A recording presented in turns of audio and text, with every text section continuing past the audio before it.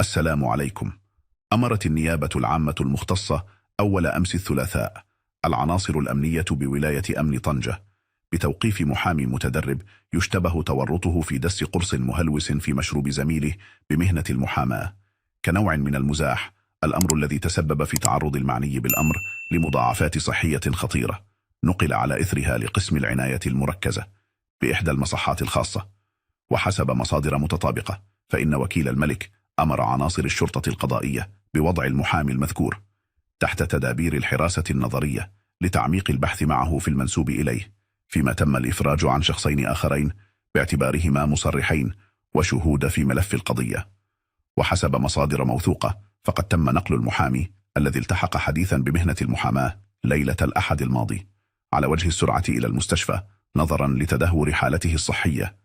وكشفت المصادر عينها أن الضحية لا زال يرقد في قسم الإنعاش بمصحة خاصة بطنجة بين الحياة والموت بسبب تعرضه لتلف وصف بالخطير على مستوى الرئة. إلى هنا ينتهي خبر اليوم. شكرا للمشاهدة، ولا تنسوا الاشتراك في القناة وتفعيل زر الجرس ليصلكم كل جديد. مع السلامة.